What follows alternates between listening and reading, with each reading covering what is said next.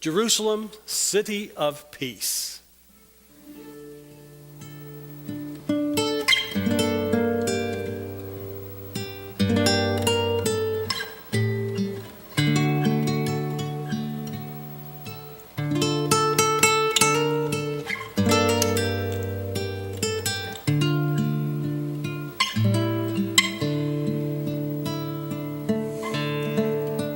I was glad when they said unto me, let us go into the house of the Lord. Our feet shall stand within thy gates, O Jerusalem. Jerusalem is built as a city that is compact together.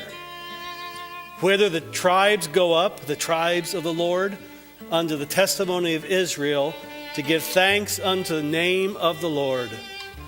For there are set thrones of judgment, the thrones of the house of David. Pray for the peace of Jerusalem. They shall prosper that love thee. Peace be within thy walls, and prosperity within thy palaces. For my brethren and companions' sakes, I will now say, peace be within thee. Because of the house of the Lord our God, I will seek thy good. Thus reads Psalm 122. Peace. Pray for the peace of Jerusalem. Tonight I want to tell you about the wonderful city of Jerusalem. This psalm was repeated or probably sung by pilgrims as they went up to the festivals in Jerusalem. If you look at it in the Bible, it has kind of a title at the beginning of the psalm, which says a psalm of ascents, which means, of course, going up. And so the pilgrims would sing this song as the people were going up to the festivals at Jerusalem. To go up to Jerusalem is literal, if not in direction, it is in elevation, because Jerusalem is on one of the highest spurs of this mountain range that runs north and south through Israel. And so literally when you go up to Jerusalem, whether you're coming from the north or coming from the south, you are literally going up. Tonight I want to tell you about Jerusalem, the city of peace. I want to tell you about its history. I want to tell you about its holy sites. I want to tell you about its people. And I want to tell you about the promise of peace to come. We're going to get done about midnight. I could talk to you for a whole week on Jerusalem, one of the most fascinating and wonderful places I've ever visited. And I've spent altogether well over a month just in the city of Jerusalem. Once I was there all alone for a week, and I walked and walked and walked so much during that week, I lost about 10 pounds. It would be a great weight reduction plan to do that every year, don't you think? We're going to petition the Chesapeake Conference to send me every year, right? Charge it to my health plan. I love the idea. First off, let me tell you a little bit about the history of Jerusalem. It has a long history. It is first talked about in something we call the Ebla text. And I've told you a little bit about the Ebla text before. The second night we talked about the Ebla texts. They date to about 2500 BC.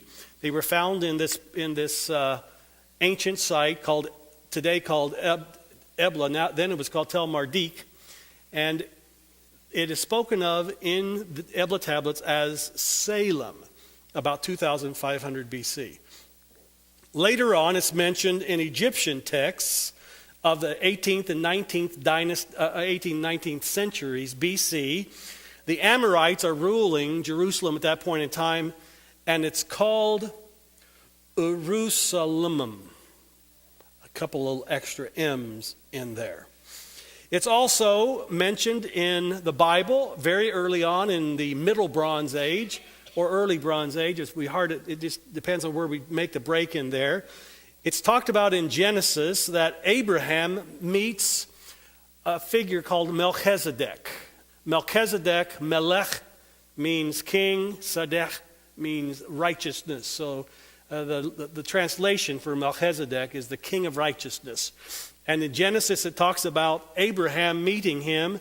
In Genesis 14, verse 18, it says, "And Melchizedek, king of Salem," Jerusalem, "brought forth bread and wine, and he was the priest of the Most High God."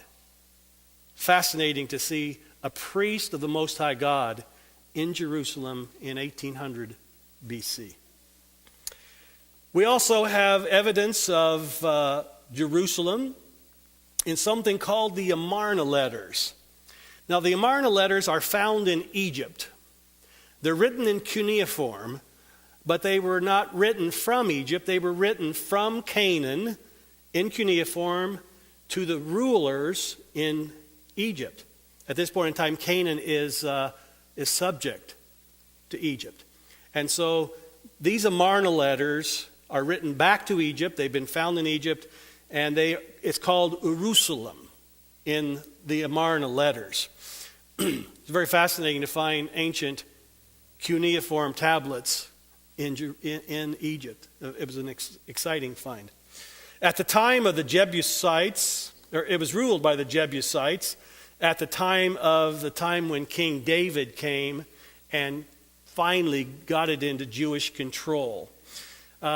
It happened like this. The Jebusites had a walled city. The first ancient city of Jerusalem was just on a spur outside the modern day of Jerusalem.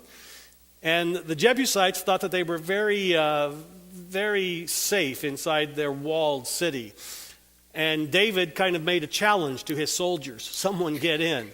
And it was David's general Joab who finds a way into the city of the Jebusites, and finally it comes into Jewish hands at that point in time. This area is today called, this little spur of the city is today called the city of David. When I was there, I just had the opportunity to walk through the tunnels that Joab would have gone through to find his way up into the city of Jerusalem. For about 400 years, the Hebrews, the Jews, maintained control of Jerusalem. And we find many, many archaeological remains of this time period as Jerusalem as the capital of Israel. It is here that Solomon built his temple on something called what we call the Temple Mount. It was the capital of the state of Judah. There were two kingdoms. One was Israel, one was Judah. And it was the capital of Judah for about 400 years. But then, unfortunately, it came under foreign control. The first ones to destroy Jerusalem were the Babylonians, 605 BC. I've told you quite a bit about the Babylonians before, and Nebuchadnezzar, who conquered Jerusalem and took captives back to Babylon. And basically, this time period is the topic of the whole book of the book of Daniel. This is the history of that time period. And in 586, the Babylonians come back to Jerusalem. In 605, they just captured the city, put in a puppet governor, puppet president or king, and went back to Babylon. But in 586, because the puppet ruler was double dealing with the Babylonians, was contacting the Egyptians and saying, hey, would you help us? Strange bedfellows type thing. Nebuchadnezzar found out about it, 586, came back and destroyed the city of Jerusalem. And at that point in time is when the temple was destroyed. And we talked about the Ark of the Covenant disappearing at this point in time. We still don't know for sure where it was. So the Babylonians conquer. And then the Persians conquer the Babylonians. And they control Jerusalem after that. Then the Greeks. There are these wonderful Greek tombs that are built outside Jerusalem. The one on the left is called Absalom's tomb, but it's actually about 600 years too late. So it's not actually Absalom's tomb. And then after the Greeks, the Romans come in and conquer in 168 BC. It's destroyed by a general named Titus, and he robs all the stuff out of the temple and takes it back to Rome. And you can see here on this Arch of Titus in Rome, you can see they're taking the spoils of war, the menorah and the temple table, the table of showbread and the trumpets. They're taking them back, and they took them to Rome as part of the spoils of war. After that, it was destroyed in AD 70, as I say. It was rebuilt by a Roman emperor whose name is Hadrian in about AD 135. At this point in time, it was called Aelia Capitolina, which is actually patterned after Hadrian's Italian name. At this point in time, when Hadrian rebuilds the city, he does not allow any Christians or Jews to remain in the city. Here's Hadrian. He does not. He exports all the Jews and Christians, and it's a totally pagan city. It was a bad thing, and in some ways it was a good thing. It was a bad thing in that it caused a lot of strife and a lot of problems for the Christians especially. But in some ways it was a good thing because it forced the Christians out of Jerusalem and forced them to go out into the world and do what Jesus wanted them to do in the first place. And that was to spread his message into all the world. So that was kind of a silver lining of a really bad thing that happened. After Aelia Capitolina, about 4th century AD, another guy comes along whose name is Constantine the Great. He builds a city on top of the ruins of the old city of Hadrian. That city falls to the Islam or the Mohammedans. During the Middle Ages, there are numerous crusades to take Israel back or take Jerusalem back. And today, in the last 100 years, the Turks have controlled it, the Arabs have controlled it, and the Israelis have controlled it. Are you getting the point here? It's a long history of being conquered over and over and over again. Jerusalem has been partly or wholly destroyed 40 times in its history. 40 times. If you go to Jerusalem today, many Christian pilgrims want to go back to Jerusalem and look at the places where Jesus walked. In fact, the places where Jesus walked are today about 20 feet below ground because of all the destruction and all the rebuilding, and things were just pushed over and leveled out and rebuilt on top. In the Kidron Valley, which is on the edge of Jerusalem, they have the Kidron Valley comes right down off the Temple Mount. The Kidron Valley is 70 feet higher than it was in the time of Jesus because of all the junk that they threw in the valley, all the rubble and landfill. And so it's hard to go to a place today and actually walk where Jesus walked. I want to tell you about a few of the historical places that are quite fascinating in the city of Jerusalem, having to do with the Jews. One is we find out about in 2 Kings 20:20. It says, "As for the other events of Hezekiah's reign, all his achievements and how he made the pool and the tunnel by which he brought water into the city, are they not written in the book of the annals of the kings of Judah?" The king Hezekiah built a tunnel to bring water into the city. It starts at what we call the Gihon Spring. It's outside the walls of Jerusalem, quite low down on the hill, the mountain where Jerusalem is. Quite low. Jerusalem's up here. The Gihon Spring is down here. Now, While Hezekiah was king, an Assyrian general named Sennacherib came in and tried to conquer Jerusalem. And Hezekiah wanted to protect the Gihon spring because he didn't want them to stop it up, and he wanted his people to be able to get to the spring. But it was outside the city walls, and it was low on the hill, and even if he built a city wall around it, someone could get on the hill next to it and shoot arrows over and kill people as they're trying to get down. And so Hezekiah did something really, really fascinating. Instead of moving the walls of the city to encompass the Gihon spring, he moved the Gihon spring. Very fascinating thing. He did this by digging a long tunnel. It's called today, appropriately enough, Hezekiah's Tunnel. Have any of you walked through Hezekiah's Tunnel? It's fun. It's fun. It's cold. It goes for anywhere from about this deep to your ankles, but it's a lot of fun. The plan of the Hezekiah's Tunnel shows that it's 1,750 feet long.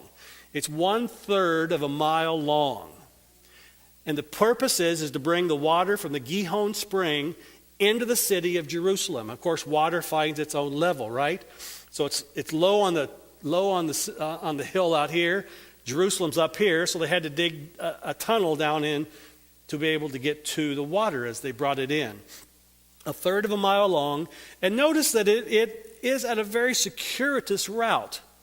Here's the Gihon spring. You see, this is not at all a straight line. Here's another picture of it. It's interesting that they began digging on both ends to each other in the middle. And so why this circuitous route, we do not know. Archaeologists have suggested that it might be because there was a natural fault line in the rock that they were following. I actually think that makes a lot of sense. But it's really quite fascinating that they could start at both ends and end in the middle. It starts at the Gihon spring, and it ends here at the pool of Siloam. Remember, there's a story in the New Testament about Jesus healing someone and telling him to go wash in the pool of Siloam. This is where it would have been, the end of the Gihon spring. As they tunneled in from both ends, I just don't get quite how they met in the middle. It seems like they're going the totally wrong direction here, you know? And here, they're going the total wrong direction. But they got it straightened out kind of here in the middle. And finally, they met right in the middle. And this is the place. This is the meeting of the two pickaxes. On one side, if you're looking, you can see that the pickaxes are digging this way. You go to the other side, and you see they're digging this way. And so you see that they're coming together. It's not like perfectly together. There's a little inset there. But this is the place where they came together. And they made an inscription about that was high up in the wall of the Gihon spring. It's called the Siloam inscription. And it talks about the final breakthrough of the Gihon spring and coming from the Siloam pool. Let me just read it to you. It says, and this is the story of the piercing through. While the stonecutters were swinging their axes, each toward his brother, and while there were yet 3 cubits to be pierced through, 3 cubits times 18 inches would be, foot and a half would be about 4.5 feet, 5 feet. So they were about 5 feet apart in this tunnel. They're working toward each other. There was heard the voice of the man calling to his fellow, for there was a crevice on the right. And on the day of the piercing through, the stonecutter struck through each to meet his fellow, axe against axe. Then ran the water from the spring to the pool for 1,200 cubits, and 100 cubits was the height of the rock above the head of the stonecutters. So 100 cubits would be about 150 feet from the pool to the ground above. So they're very far underground when they met. A fascinating engineering feat of how could they have done this. but they did it. And the water from the Gihon spring could now come in and go to the pool of Siloam, and the people had a permanent water supply that couldn't be destroyed by Sennacherib when he came. This inscription is really quite important. As I say, it was discovered on the wall of the pool of Siloam, and it wasn't actually discovered until about 1880, I think. And when it was discovered, you can see it looks pretty bad, right? It's because they decided to try to chisel it out of the wall. It was actually chiseled into the rock. And they decided to chisel it out of the wall, and they made a mess of it when they chiseled it out of the wall. I would love to see this inscription. It's so historic, but it is not in Israel. It is in Turkey. It is in Istanbul. Because when this inscription was found, Israel was under Ottoman power, the Ottoman Empire. And so when it was found, it was taken to Turkey. And that's where the Siloam inscription resides today. In my opinion, it's one of those things that really ought to be returned to its country of origin, although I basically don't think that about many things. But this is one of those things I think it would be nice if they would return it today. The walls of the old city of Jerusalem are just absolutely fascinating, but they do not date to a very ancient period. They're actually built in 1542 by the ruler at that time. It was Suleiman the Magnificent. You understand this is greater than Suleiman the Great, right? He has to have the magnificent. Suleiman the Magnificent. 7 gates into the old city. Here you'll see one of the gates. And they put these little decorative pieces, this little rosette pattern on the wall. This is not a pattern that was for decoration. This was anyone guess what it is? It's a slot to shoot arrows through, exactly. This was for defense, shooting arrows through these slots. And then the largest gate is the Damascus Gate, and it is, of course, called the Damascus Gate because if you went out it, Damascus was straight ahead, 500 or 600 miles, of course. But it looked toward Damascus. These walls have been built and rebuilt through the ages. And they're currently still rebuilding them. One of the walls that one of the gates when I was in Jerusalem a couple of years ago, it was almost impossible to get in there because of all the reconstruction they're doing on this gate. I kind of prefer them run down rather than new, but that's kind of my strange sense of history. Jerusalem is holy to 3 different religions. You have the Christians. It's holy because Jesus walked here, he died here, he was buried here, he rose from the dead here, he ascended from heaven here. It's holy to the Jews because it is the cradle of their national heritage. This is the capital of the promised land, Jerusalem. The holy temple was built here first by Solomon, then by Zerubbabel, and then later on it was enlarged to the magnificent temple that was there at the time of Jesus, the Herodian temple. It's also holy to the Muslims because on the old Temple Mount is the Dome of the Rock. And from the Dome of the Rock, the legend is, actually I call the legend, that shows that I'm an infidel, right? But the story is that it's from the rock that is under the dome of the rock that Muhammad ascended to heaven. And the Dome of the Rock is the 3rd most holy shrine in Islam. Now, most Christians, as I say, are disappointed when they go to Jerusalem because they want to walk where Jesus walked. Now, I've only found 3 spots that I can absolutely tell you I know Jesus walked here, on these rocks, actual rocks. Go to the Mount of Olives. I'll show you a picture of that in a second. You know that this is the Mount of Olives and Jesus walked around somewhere around here. But there are 3 places that I can show you for sure that I know that Jesus actually walked. One of them is this staircase at the Temple Mount. In the time of Jesus, this was the stairs to enter the Temple Mount. Jesus was at the temple many times.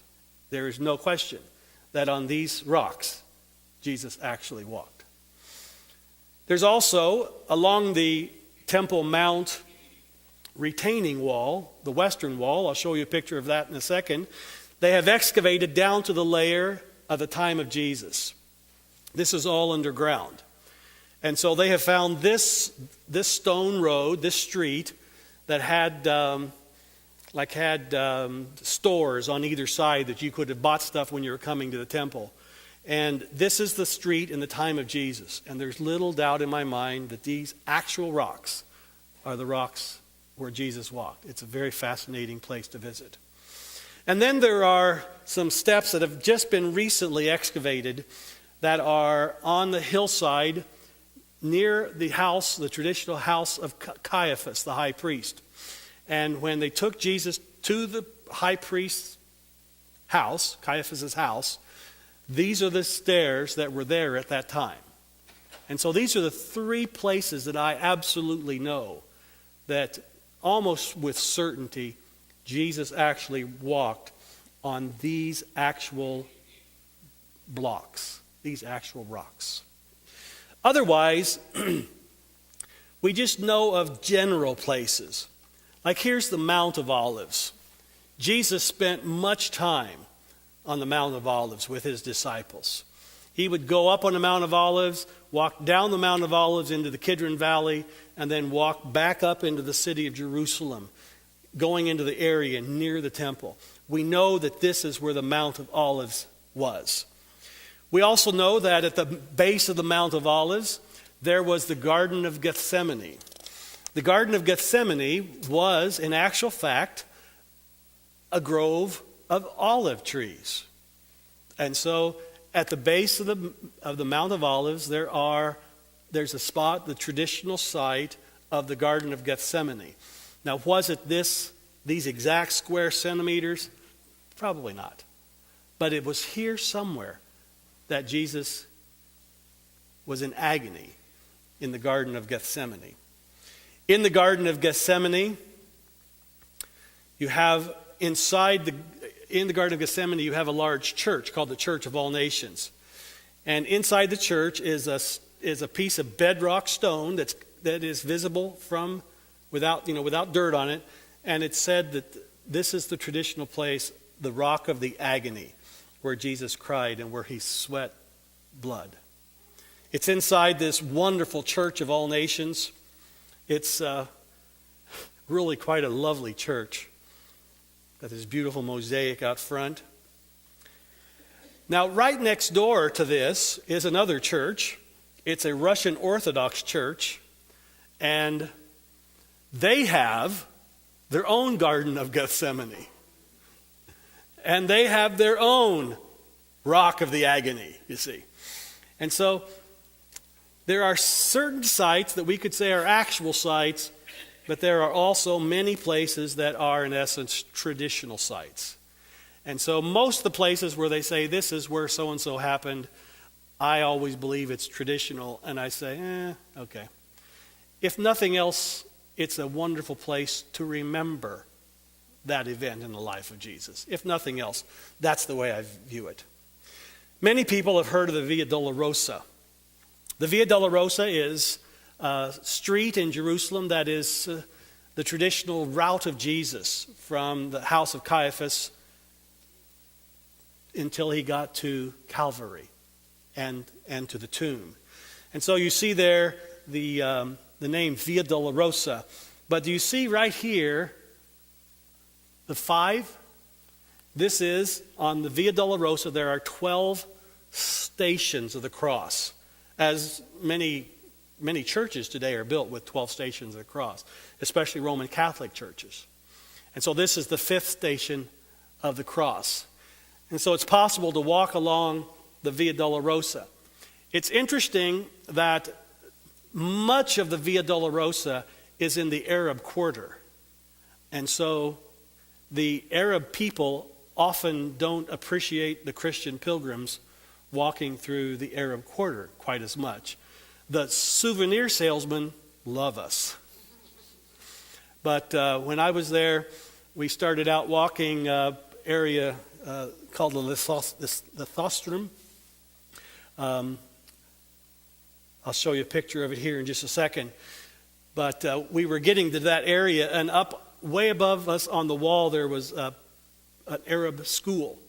And the Arab children saw us Christians walking down the road, and they were spitting on us, which was, you just walk on the other side of the road. But it's like, well, that's not really too exciting, right?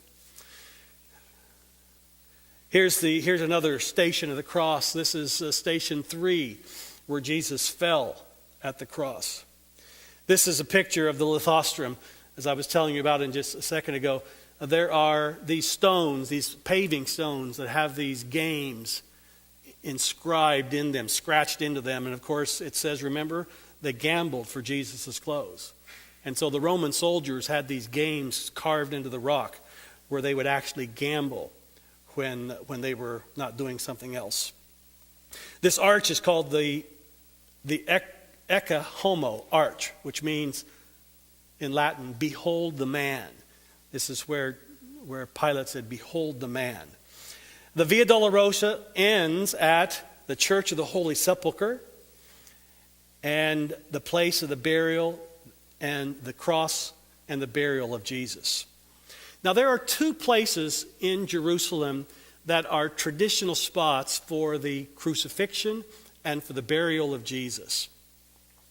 It seems to me that it depends on what kind of Christian upbringing you have, which site you like better.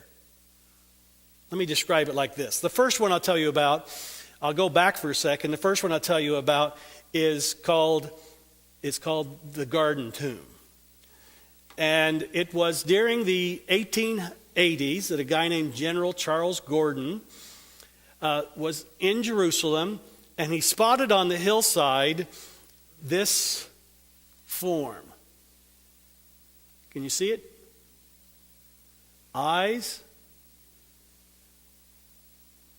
opening for a nose, and Calvary was also called the place of the skull.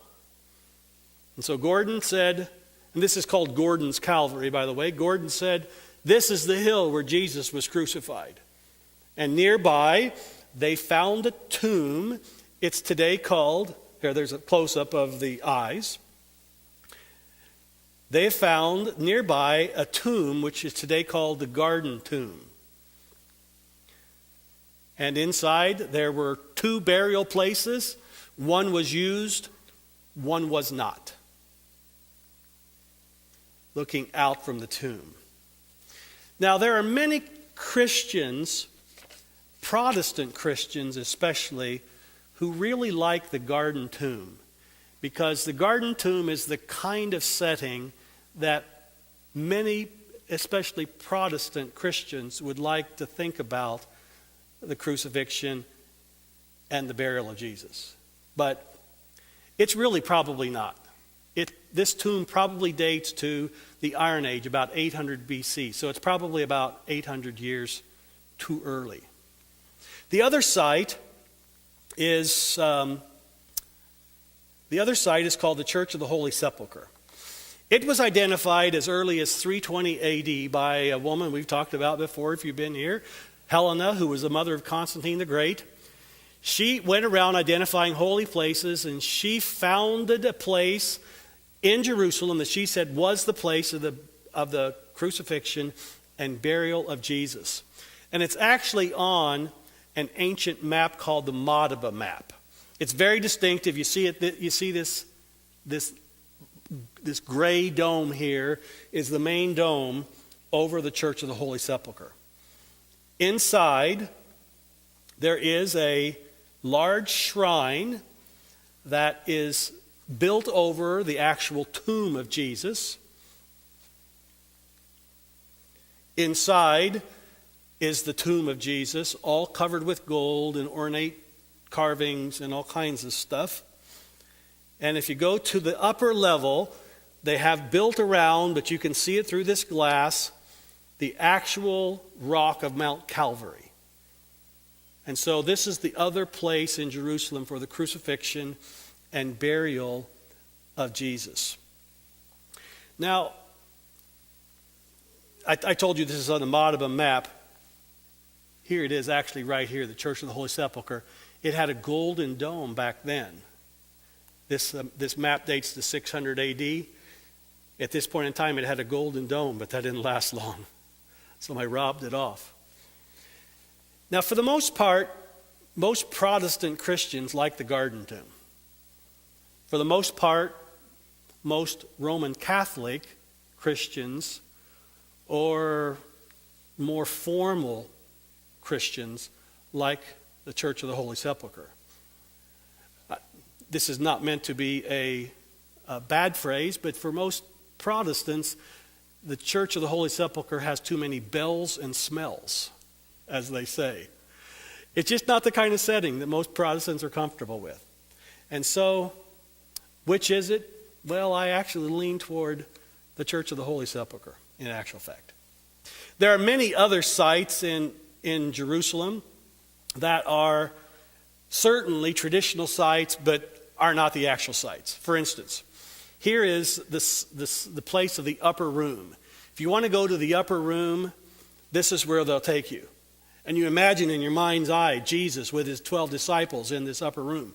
One problem. This building dates to the medieval period. This building was built 1,200 years too late for it to be the upper room. But it's a nice place to go and imagine in your mind's eye the events that happened in the upper room. There's a church for every possible reason. There's a church for the cock crow, to commemorate where the cock crowed on the last night of Jesus' life. There's a church for everything, which is cool, but it's kind of a pain that everywhere you go that you want to see a site, it's covered by a church. I'd kind of like it if it was just kind of more plain, but that's my bias. Let me tell you about a few Jewish holy sites. The Jewish holy sites center around the Western Wall in Jerusalem. It sometimes has been called the Wailing Wall, but for some reason they don't use that term anymore. They call it the Western Wall. And also many Christians acknowledge this place because it's near where the ancient temple was. And of course, we as Christians hold Solomon and David in very high regard as patriarchs of the Bible. And so it's also a special place for Christians.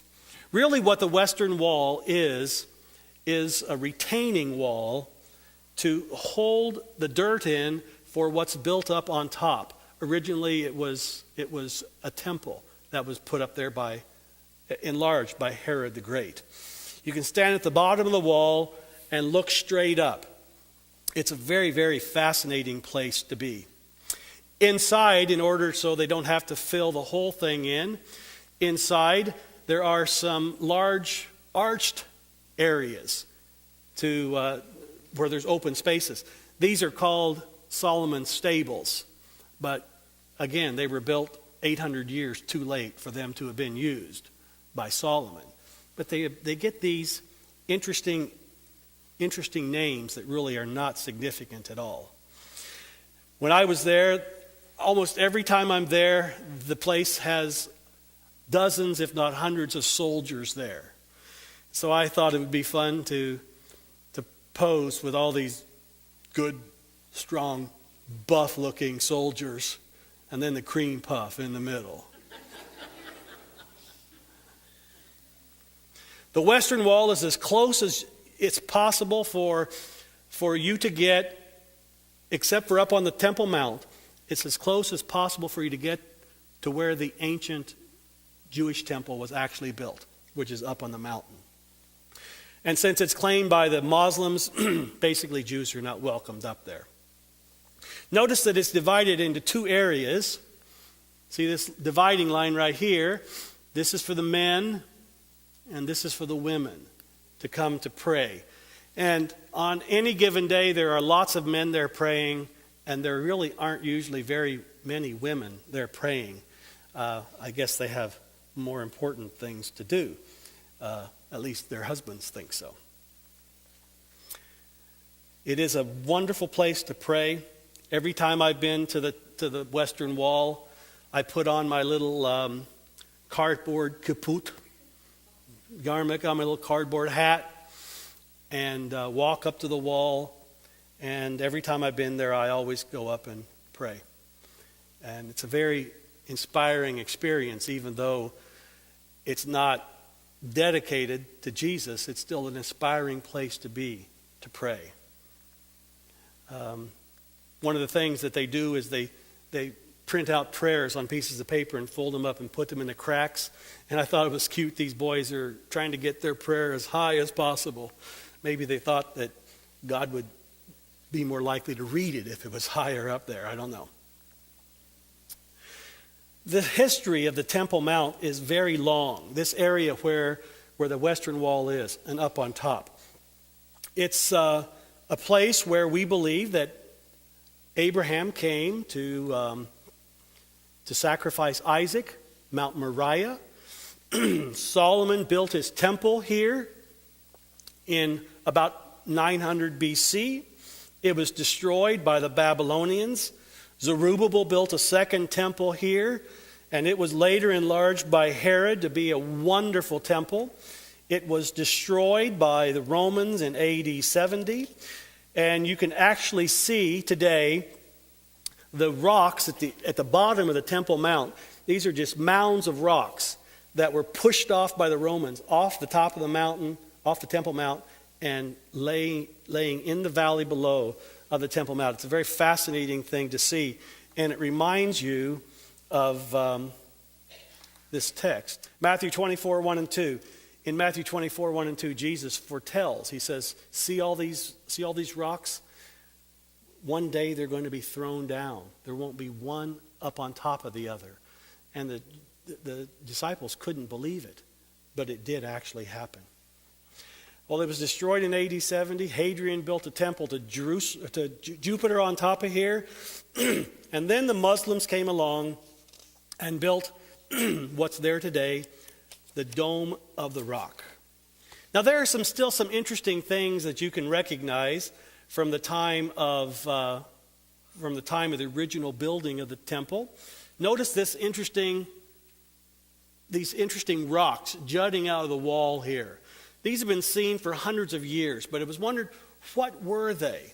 And as they began to study and they did some archaeological work at the bottom, they discovered that this was actually the beginning of a fascinating staircase from the valley below up to the Temple Mount.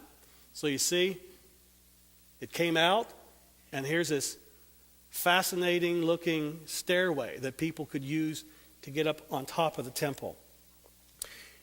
It was in 1838 that a guy named Edward Robinson surmised that this was probably what it was used for.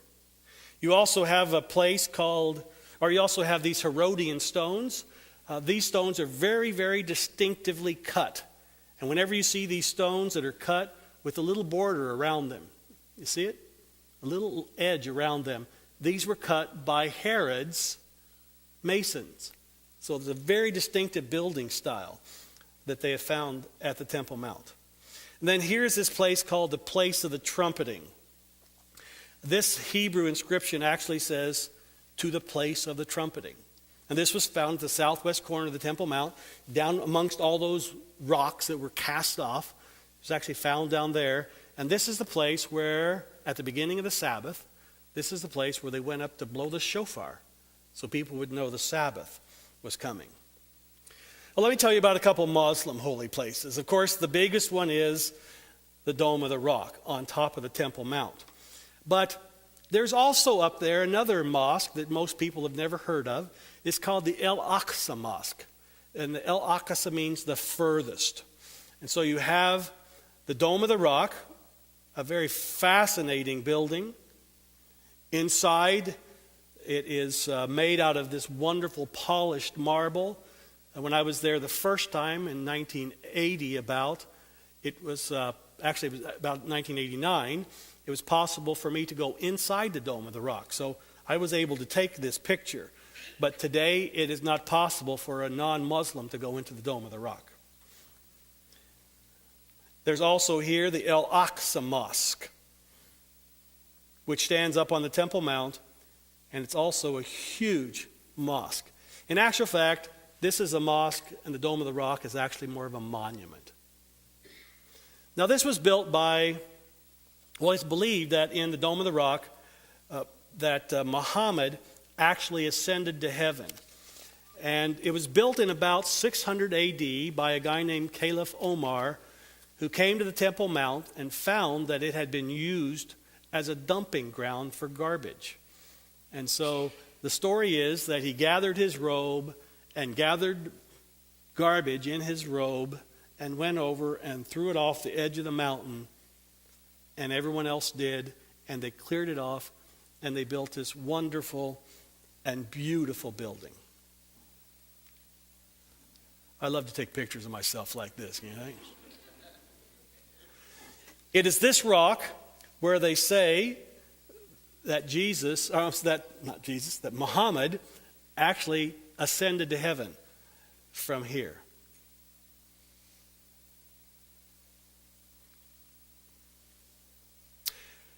It is not gold. It is an alloy that is gold colored. When it was built in AD 600, it was gold. But someone thought that would be a waste of money, and so they stole the gold and covered it with lead. What a change. And then later on, they actually covered it with this alloy that looks gold. Pretty fascinating stuff. Inside, it's quite fascinating how they decorated the walls, because what they did was they took a thick slab of marble and cut it into 4 pieces, and then took the marble and placed it on the walls with like the grain meeting each other. And so you have these fascinating geometric shapes based on how they put this marble in the Dome of the Rock. It's just very fascinating to see. Here's the dome itself. You can't use figures of animals or something because of the Muslim prohibition. And so instead you have to use geometric shapes and things like that.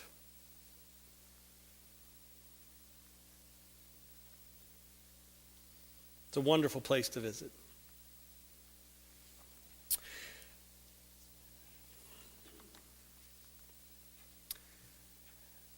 Psalm 122 said this: "Pray for the peace of Jerusalem."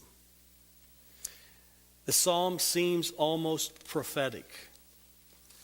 It is a very troubled place to visit oftentimes in Jerusalem. As a matter of fact, most Americans are uncomfortable when traveling in Jerusalem at the high level of the police and army presence. They're everywhere.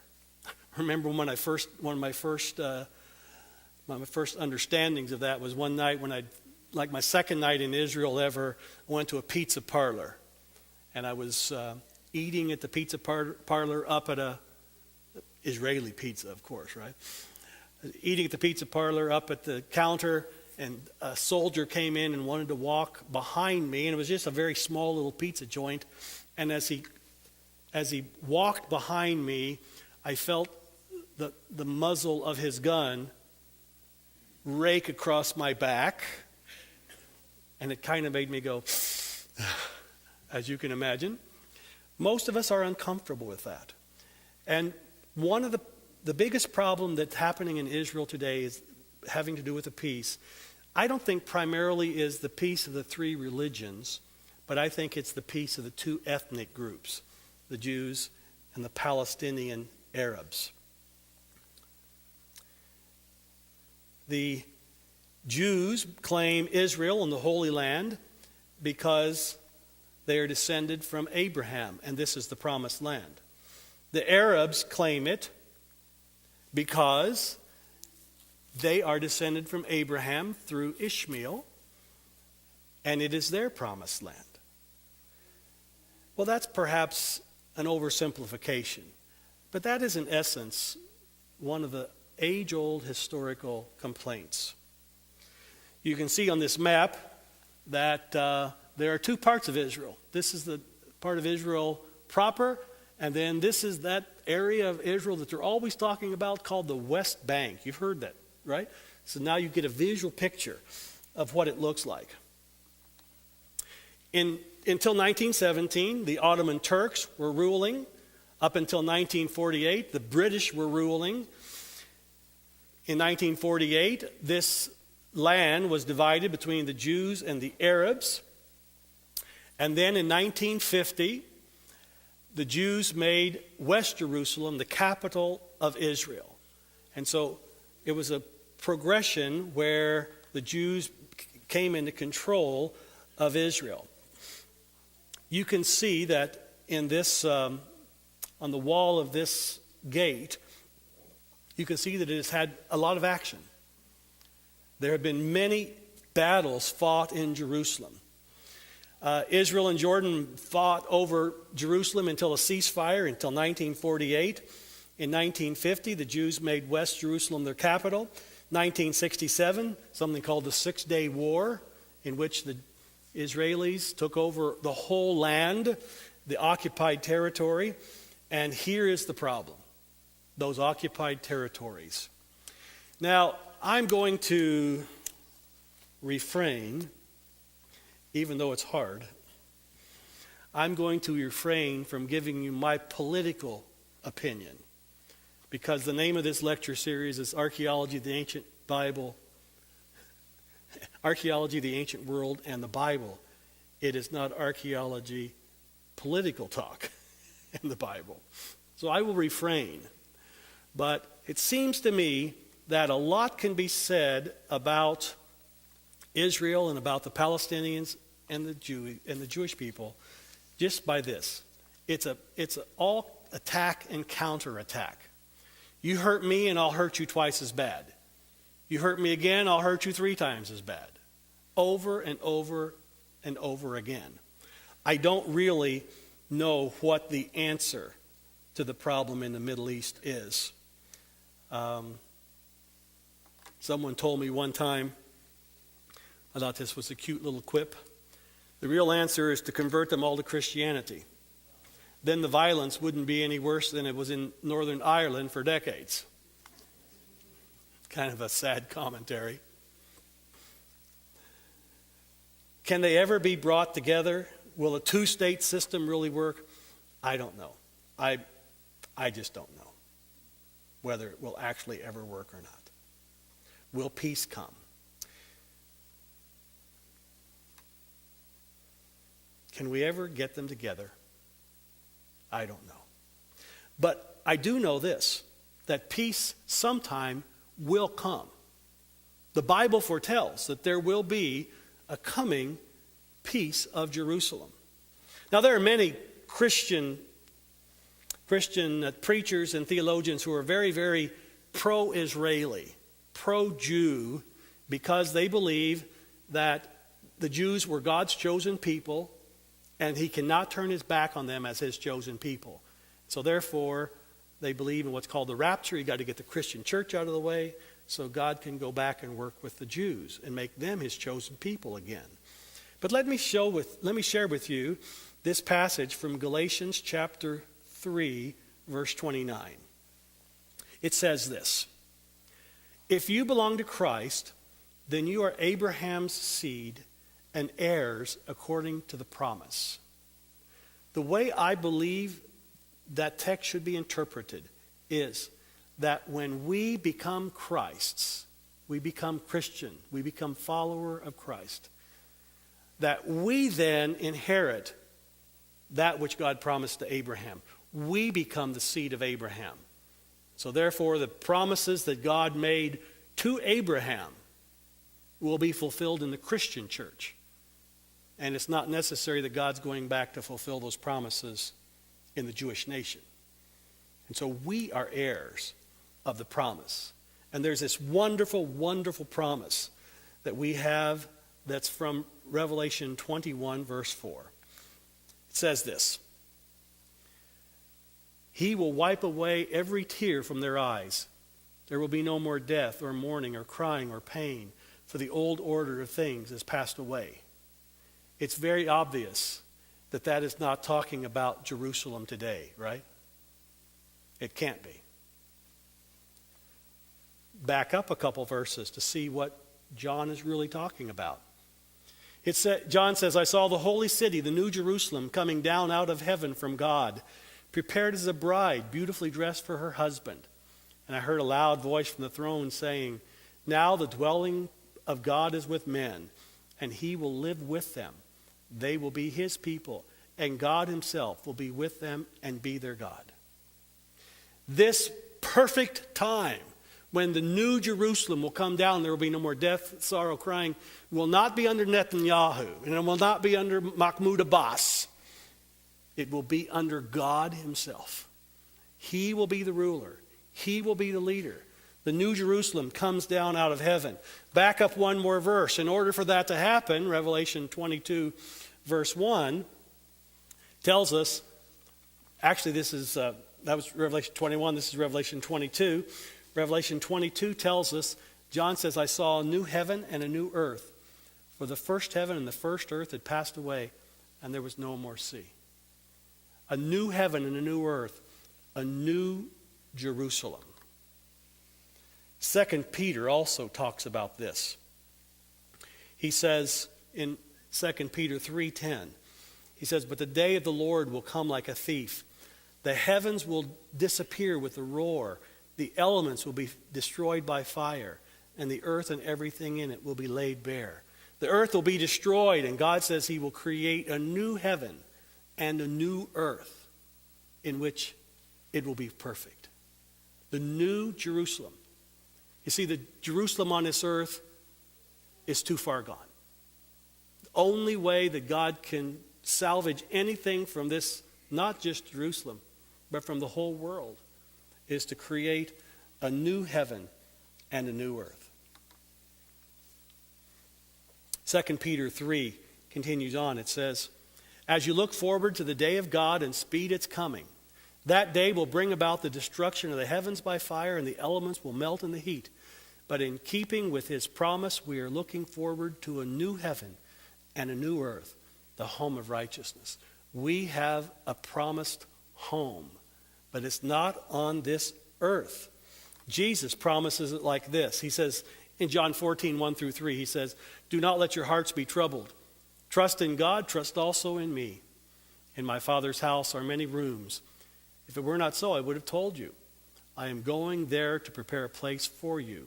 And if I go and prepare a place for you, I will come back and take you to be with me, that you also may be where I am. Jesus says he's preparing a place for us. Revelation says, what's that called? The New Jerusalem. He's promised to prepare a place for us and come back to take us to that place where he's been. Abraham was looking forward to this. He understood it. It says by faith, Hebrews 11. By faith, Abraham, when called to go to a place he would later receive as his inheritance, obeyed and went, even though he did not know where he was going. By faith, he made his home in the promised land like a stranger in the foreign country. He lived in tents, as did Isaac and Jacob, who were heirs with him of the same promise. For he was looking forward to the city with foundations, whose architect and builder is God. God has in store for us this incredible, wonderful, wonderful experience of eternity in his city, the New Jerusalem. Isaiah talks about it in Isaiah 66, 22 and 23. Isaiah says, as the new heavens and the new earth that I will make endure before me, says the Lord, so will your name and descendants endure. Then he says, from one moon to another and from one Sabbath to another, all mankind will come and bow down before me. In the new earth, when we get to that new Jerusalem, we'll get to spend time with God. What an incredible thing to think that God wants to spend time with us, not only just a little while. Some of you have been on vacation with your family. Sometimes if you're not with your family a lot and you go on vacation and you have your family full time for 2 weeks, it starts to get on your nerves just a little bit. God's not like that. He wants to spend eternity. Absolutely incredible. He wants to spend eternity with us. If this is true, then, Peter asks this question. Since everything will be destroyed in this way, what kind of people ought you to be? You ought to live holy and godly lives as you look forward to the day of God and speed its coming. He challenges us to live holy and godly lives. If Jesus has prepared a place for us, and if by believing in him we can inherit that place, shouldn't that make a difference in the way we live our lives today? Matthew 23:37. Such a wonderful verse. Jesus is looking over Jerusalem and he's crying. He says, "Oh, Jerusalem, Jerusalem, you who kill the prophets and stone those sent to you, how often I have longed to gather your children together as a hen gathers her chicks under her wings, but you were not willing." Do you feel the sadness in his voice? See, he wants everyone to come to love him, to accept him. He wants every single one of us. So I like to take this passage and I like to take the word out. And I like to take Jerusalem out. And I like to put your name in. I like to put my name in. Put your name in there. Oh, Frank, how often I have longed to gather your children together as a hen gathers her chicks under her wings. That's what he wants from you. That's what he wants from me. And he offers again, if you haven't given your all, your everything to Jesus, he offers again. He longs for you to do that. And I challenge you to do that. Let's pray as we close this part.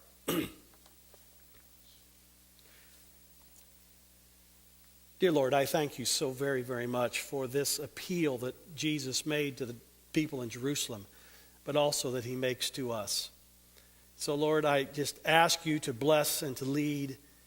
And I pray, Lord, that you would help each person here who hasn't made that decision to follow you, to have the gift of eternal life and an eternity in the New Jerusalem. I pray that you would help each person here to decide to do that. In the name of Jesus, I pray. Amen.